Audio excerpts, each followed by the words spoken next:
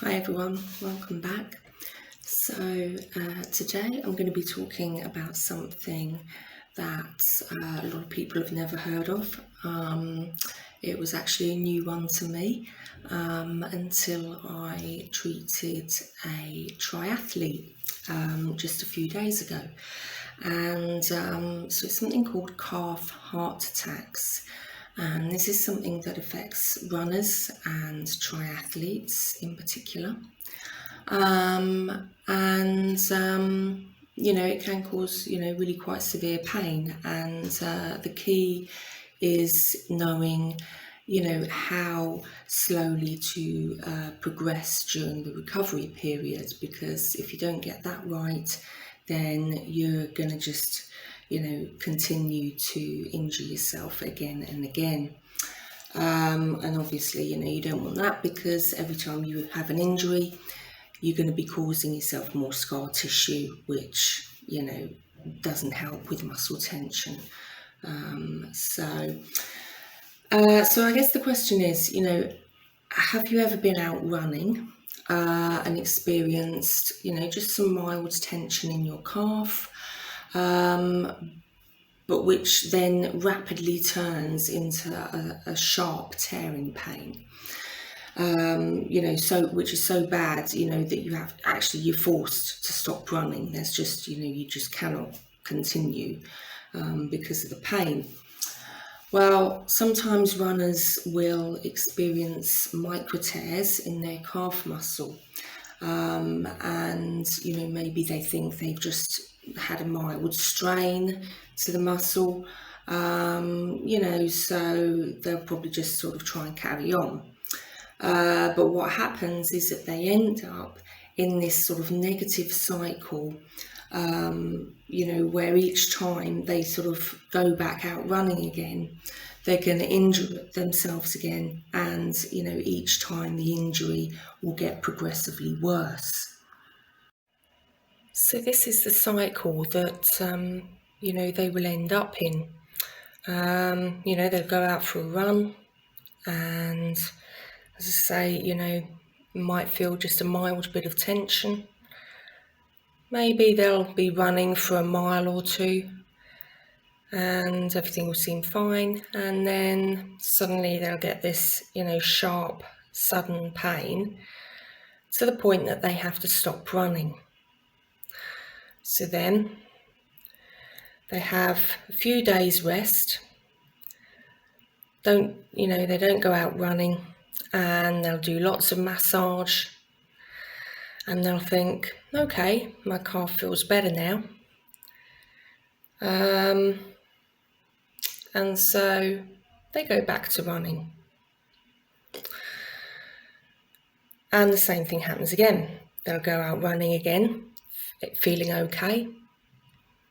Mile or two in, they get the sudden pain again and have to stop. And so then they have to take another few days rest, lots of massage. And if they don't get the recovery part right, they'll just continue going around in this circle, re-injuring themselves each time. So if you're, experiencing this cycle, of running and then pain and then having a few days rest and thinking it's okay and then going back and the same thing happening again, it's quite possible that you may be experiencing a calf heart attack. Now, some of you may have seen my previous post on, injuries to the calf muscles. If you haven't, go take a look. And I explained in that one, that the main bulk of the calf is made up of the superficial gastrocnemius muscle and the deeper soleus muscle. And both of these basically act as shock absorbers when you plant your foot on the ground when you're running or walking, whatever it may be. And they also help to basically propel you forward when running. And that is also explained in my previous post on running technique, which again, if you've not not seeing to, take a look at that as well. Now, if the calf gets overloaded, then what happens is the muscle fibres can suffer these sort of tiny little micro tears, and having these micro tears will basically affect that spring mechanism of the calf muscle that helps propel us forward when we're running. And so this will cause pain, inflammation, and cause you to stop running. Now, as I say, we then take a few days rest, have some massage treatments, everything seems fine.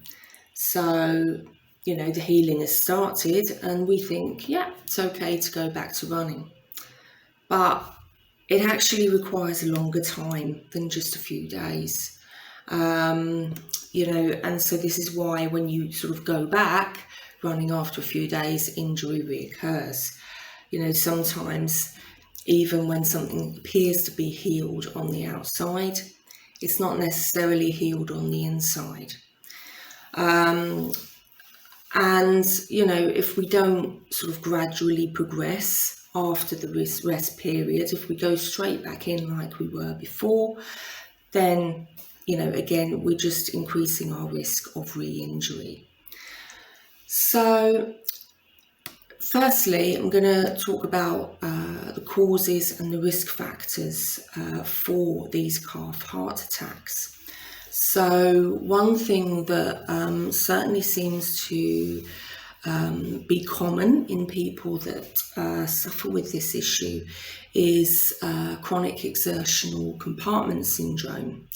Now, again, I've done a previous post on this, so again, do take a look if you haven't already. But what happens with this compartment syndrome is basically when you do exercise, the muscle swells, and you've got all this fresh blood coming into the muscle, but the sort of surrounding, connective tissue sheath that encloses that compartment of muscle basically isn't flexible enough. And so it can't accommodate all this increased blood flow that comes with the exercise.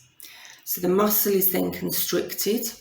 Some of the muscle fibres will tear, which obviously, as we know, creates scar tissue, which then, increases the risk of re-injury. And, and so we then end up in this cycle that we've, shown earlier. So that's one of the, sort of causes. But other risk factors are certainly middle-aged men who maybe have some kind of mechanical fault in their running technique, which then leads to moderate or, even severe muscle tension. Also, a big risk factor is sort of any kind of gait problem. So there are probably 3 common issues that could contribute to calf heart attacks. So the first one is excessive toe out.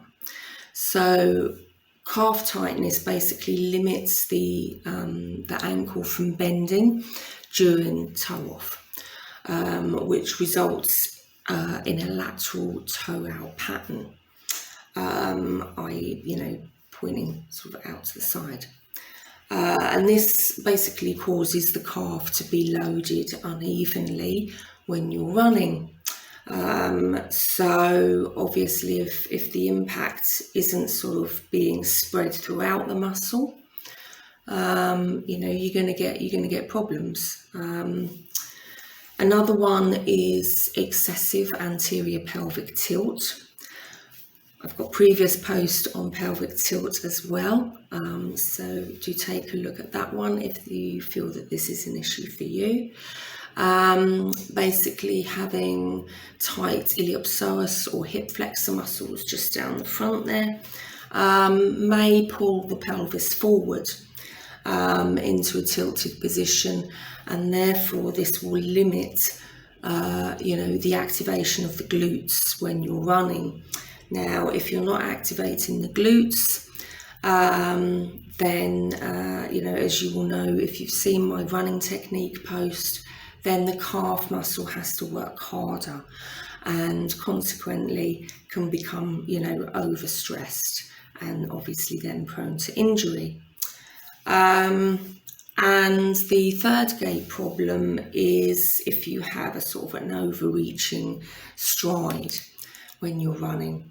Now, a longer stride obviously means that your feet are spending more time on the ground, and also it produces an increased load on the calf, which then reduces that spring mechanism, and therefore your propulsion forward. Other risk factors. Men are 75% more prone to Achilles tendon injuries than women. And this is thought to be because men's Achilles are less sort of elongated than women's during dorsiflexion, which is when you basically lift your toes up off the ground, sort of towards the shin. So basically what this does is it places additional strain on that Achilles tendon, which again, can be linked to calf heart attacks, since the Achilles is an integral component of that spring mechanism, which again propels us forward. And certainly the client that I had, he had quite a bad Achilles injury. So, there may well be a link there. Now, obviously, in terms of symptoms, we've talked about that, in that the main thing is that, you will go out for a run, everything will feel fine, maybe a mild bit of tension in the calf, but nothing out of the ordinary. And then, after, as I say, a mile or two of running, you suddenly get this sharp tearing pain, which forces you to stop running. And that really is the main sort of symptom, obviously with inflammation. So once we have this problem, how do we treat it? So, as I said, you have to really go slowly if you want to get a sort of a long-term recovery from this and be able to manage it. So firstly, if we look at the sort of 5 to 7 days post-injury, so before you resume running, the most important thing is rest. Do not run at all for at least a week. Even if it feels better and you think, I'm good to go, the calf will still have to work really hard, and you're going to be risking re-injury, which will put you right back to square one. So take it slowly. Do not run for a week, just rest. If you want to do some sort of activity, then daily walking, cycling, or swimming. Just low impact exercises that will improve the circulation to the area, help, get past that inflammatory stage, but only do these exercises if they don't cause pain. If the pain starts up, stop immediately and then just try again after another 2 or 3 days. Once you do these low impact exercises for 1 week without pain, then you can try to run. Other things in that first week following injury, massage, and lots of it. And this can be massaged by a therapist or even self-massage. Now, there's one thing that you can get if you don't already have one. You can get them easily from Amazon, which is called Stick. And it's very good. It has these, they all move all these discs, and you basically hold it almost like a foam roller, you know, and you literally just roll it up and down that calf muscle. Now this is actually a really good tool, you know, for working deeper into the muscle. It's surprising how much pressure you can get from one of these. I use them sometimes in my sports massages. They can work deeper, you know. Sometimes for some people, ice packs aren't particularly effective in sort of helping with you know, sort of when you've had pain and inflammation following an injury. So this you can use, but it should be used lightly for 5 minutes twice a day, just to reduce any muscle spasms. You don't want to be stretching your calf or working deeply until you are healed. So again, don't push it, just go gently. As we said, you can use ice packs 10 minutes twice a day for the first sort of couple of days, just to help bring that inflammation down, which may then help relieve the pain. But, you know, it depends really on you know, the depth of the injury. And the other thing that you can try in that first week is compression. So, you know, wearing like a compression stocking. Some people find it helpful in the early stages of healing, just to assist with, you know, improving the blood circulation. Some people find it doesn't really make any difference, so there's a bit of trial and error with that one. Now, so once you've got through that first week, you've not been running, and hopefully by this point the pain has subsided. So now we're going to look at what to do in the second week following injury. So the aim here with this week is to encourage circulation without, you know, further re-injury. So you can start by walking maybe a mile on a flat surface, no uphill or downhill. Walk for about a mile and then jog just a few hundred yards to start with. And then you can continue to alternate between this walking and jogging for a total of about 3 to 4 miles. If the calf begins to feel numb or sore, or you're getting any pain, stop immediately. Do not push through it. Just stop.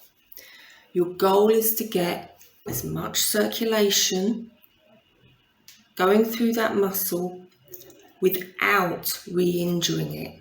You don't want to end up back where you started. Now, when you've done that on the first day, take the second day off, because the calf won't be completely healed yet. Even though it may feel okay and you might not be having pain, it's still going to be healing on the inside. Okay, then after resting on day 2, day 3, go back, repeat the same procedure that you did on that first day. Continue to alternate with the alternating walking and jogging, and then a rest day. Continue to alternate that for all of the second week. Slowly increasing the jogging distance from that initial sort of few hundred yards, increasing it a little bit more each day that you do the walking and jogging. And gradually the calf will start to become stronger. But again, don't push it. As soon as you feel any pain or numbness, you must stop. Now, if you get through that second week, we then take a look at what to do on the third week following injury. So here, we're going to be building up a bit more. So you can go for a very gentle run, maybe 3 to 4 miles, or if you're used to sort of like doing long distance, you know, marathon running, 25% of what is a short run for you. Okay, again, on a flat surface, no up or downhill, because that will put extra stress through that calf muscle and you're going to be prone to re-injury. Again, if you get any pain or numbness, stop immediately and just take it back to what you were doing in week 2. Gradually increase the distance and intensity every 3 days by no more than 10%. And again, if symptoms reappear, retreat to the previous stage. Now, once you get past that 3rd week, if you're able to sort of obviously run 3 to 4 miles without symptoms, then again, you can just gradually build it up. But again, you know, take it slowly. Don't increase by more than 10%, you know, at a time. So, okay, so assuming that you've had an injury, but now you are all healed, you're back running normally, or, you know, if you are, you know, like a marathon runner or, you know, you're a triathlete, and you just want to, you know, prevent this from happening, I'm going to talk now about some ways that you can do that. So, probably one of the most important ones, test and maintain your flexibility. So one way you can test the flexibility of your calf is if you kneel down on one knee with the toes of that front leg sort of just in front of a table leg or a wall, doesn't matter. Now, keeping your foot straight, you're going to shift your body forward until your knee touches the table leg or the wall. Okay, so you're going to be moving forward, and as you do so, the angle of that knee will change. The knee will push forward on that front leg. Now, if the knee doesn't touch the table leg or the wall, whatever you're using, move your foot a little bit closer to the table leg or the wall. If your knee easily touches, move your foot back, and then you'll just need a bit more of a stretch to reach, you know, the table leg or the wall. Now, you're going to repeat this until you're basically able to move no further back without your knee touching the wall or table leg and foot remaining straight. Measure the distance from when you're in that position. Measure the distance from your first toe to the table leg, and this should be at least 3 inches. If it measures less than this, you know, this could actually cause mechanical problems with your running gait, which would place extra strain on your calf and make you more prone to injury. So that's a good way to test how flexible your calf and in particular that Achilles tendon is, and indicate how likely you are, you know, to have an injury. The next thing that you can do as a preventive measure is obviously ankle mobility and stretching.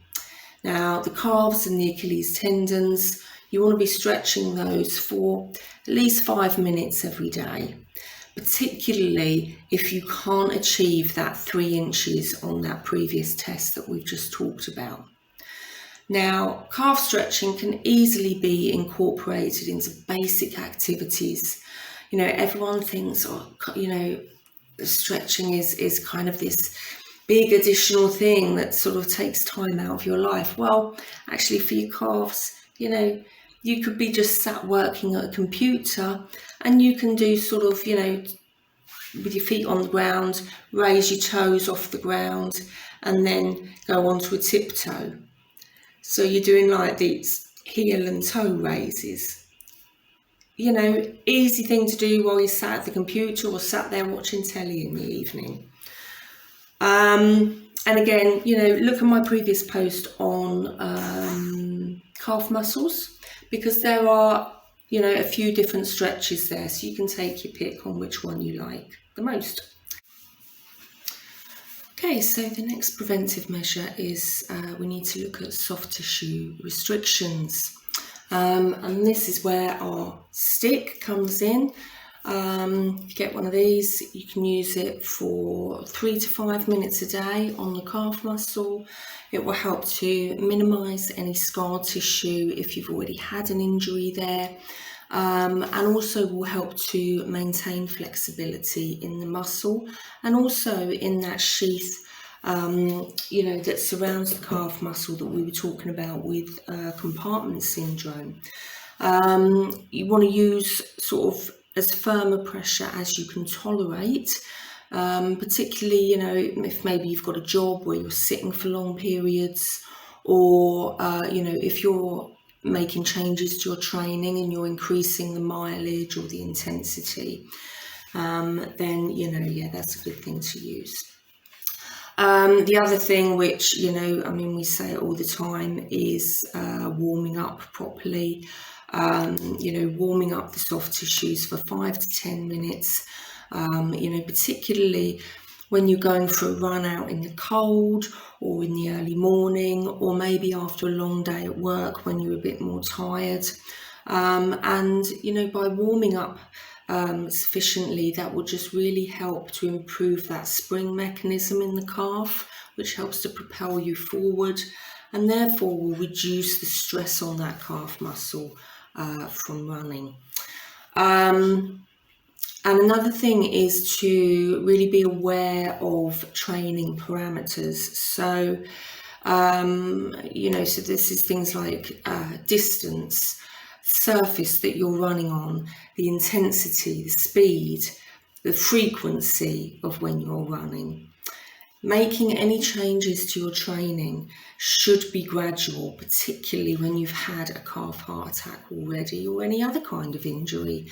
And you shouldn't be increasing by any more than 10%.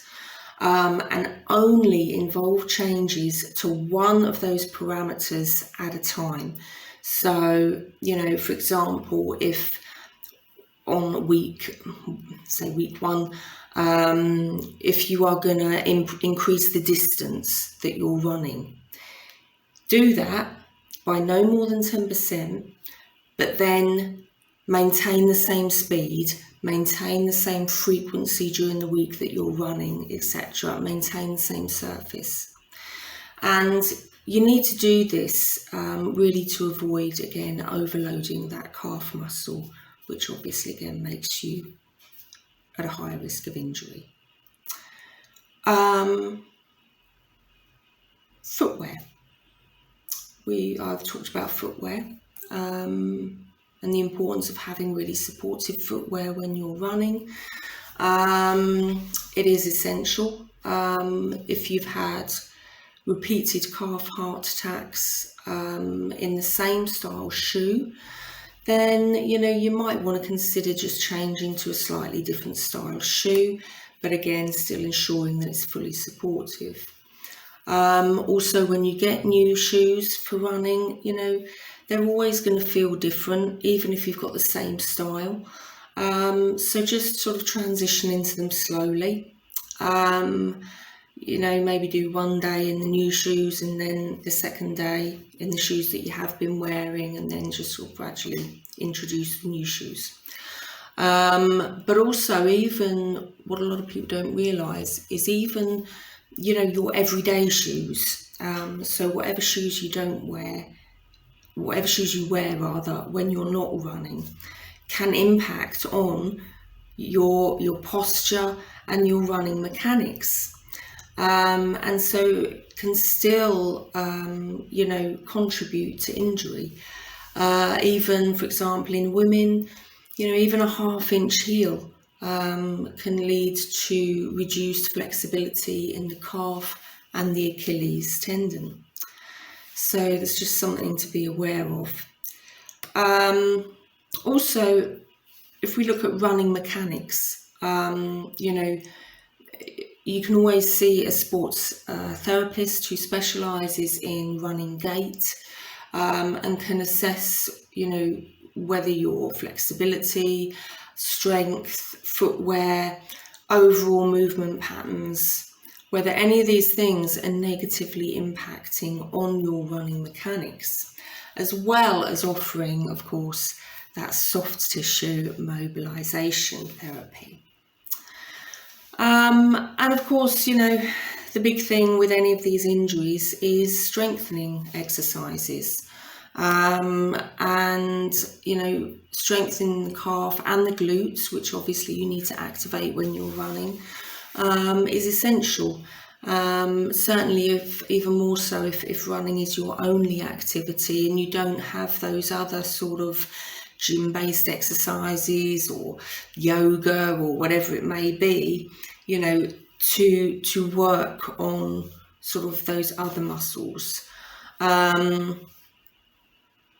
It's not only important to strengthen the calf muscles, but also, these other sort of surrounding sort of push-off muscles that also help with your running mechanics. And you want to do this again to avoid overloading that calf. So things that you can do a single leg calf raise, on the edge of a step, and just exaggerate, a sort of a slow lowering phase, just to really get a good stretch. Another one you can do is glute bridges. So again, to work on that gluteal area, which will then help take some of the load off the calf when you're running. So when doing the bridges, you want to really just maintain a neutral core by tucking in your tailbone, holding your core tight and squeezing those glutes as you lift your hips up. If you want more of a challenge, then you can even do a one-legged glute bridge, and just, push yourself up on one leg at a time. And the third one is a single leg deadlift, which engages the muscles of the foot and the lower leg while focusing on the balance as well. As you resume a standing position, pay attention to squeezing those glutes on the leg that's on the ground. You can add resistance to your hand opposite the leg on the ground to increase the challenge again. So that's some basic things that you can do to help avoid having these calf heart attacks. And, probably the most important thing, as I've said, is just you really mustn't push yourself in the recovery period, and you really must progress slowly, or you're just going to be right back where you started and get stuck in that cycle that we talked about at the beginning. And obviously, every time you injure yourself, it's going to be worse each time. So, do take your time and really take care of yourself so that you can continue to do what you love doing, in the long term.